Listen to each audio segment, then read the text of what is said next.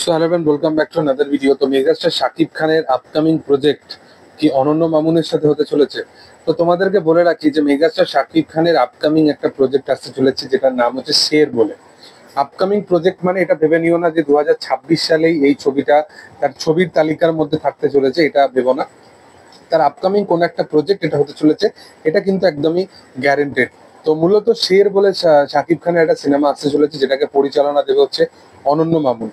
তো অনন্য মামুন যে এর আগে দরদের মতো সিনেমা শাকিব খানের সাথে বানিয়েছে, অনেক সাকিবিয়ান ভাই বোনেরা আছে যাদের এই সিনেমাটা পছন্দের একটা সিনেমা, যেখানে থ্রিলিং বা থ্রিলার একটা ভাব নাকি রাখা হয়েছিল। বাট আমার পার্সোনালি এই সিনেমাটা খুব একটা বেশি ভালো লাগে না। আমার মনে হয় যে দরদ সিনেমাটা শাকিব খানকে যেভাবে প্রেজেন্ট করেছিল, তা সে পুরো সিনেমাটাই নিজের পারফরমেন্সের দরুন সেই সিনেমাটাকে এগিয়ে নিয়ে গেছিল। এছাড়াও কিন্তু আলটিমেটলি সিনেমাটার মধ্যে কিছু ছিল না। অনন্য মামুন শাকিব খানের যেরকম যে ফ্যান বেসটা আছে, সেটাকে প্রপার ভাবে ইউটিলাইজই করতে পারেনি। এছাড়া শাকিব খানের মানে যেভাবে সে প্রেজেন্ট করবে বলেছিল মূলত শাকিব খানকে, এবং যেভাবে সত্যি কথা বলতে টিজার ট্রেলারেতে যেরকম একটা প্রমিসিং ব্যাপার দেখানো হয়েছিল, সেই পুরো জিনিসটাই সিনেমার মধ্যে কোথাও গিয়ে ছিল না। এবার এই সিনেমাটা কি জনারের ওপর সিনেমা হতে চলেছে সেটা হচ্ছে দেখার।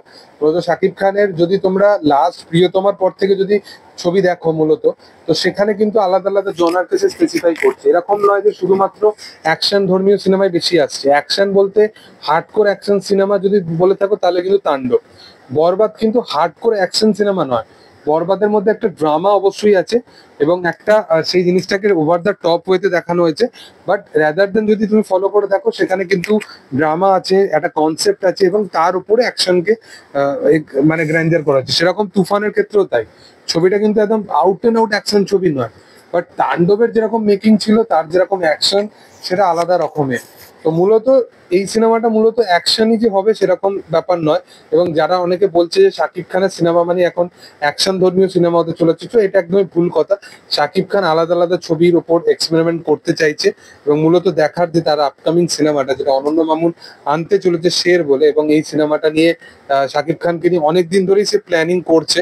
মূলত এই সিনেমাটা কবে তার ছবির আপকামিং তালিকার মধ্যে এই ছবিটা জায়গা করে নিতে পারে, 2026-এ নাকি 2027-এ এই ছবিটা আসতে পারে, সেটি হচ্ছে দেখার। মূলত এখন মেগাস্টারের আপকামিং দুটো সিনেমা মোটামুটি লক হয়ে গেছে, যার মধ্যে একটা সিনেমা তো আনটাইটেল ভার্সন হলেও তার শুটিং খুব তাড়াতাড়ি স্টার্ট হবে। এবং সেকেন্ড যে সিনেমাটা সেটা হয়তো মানে আলফাই, সেটা তারা যৌথ প্রযোজক হিসেবে যেহেতু আসছে, তো রায়ান রাফির কোনো ছবি হতে চলেছে না মেহেদী হাসানের, সেটা এখনো বোঝা যাচ্ছে না। তা তোমাদের কি বক্তব্য এই বিষয় নিয়ে, সেটা তোমরা অবশ্যই কমেন্টে জানিও। ভিডিও যদি ভালো লেগে থাকে অবশ্যই লাইক করো, শেয়ার করো, সাবস্ক্রাইব করো চ্যানেলটিকে, এবং পাশে থাকা বেল আইকনটা অবশ্যই প্রেস করে দাও। Thank you all.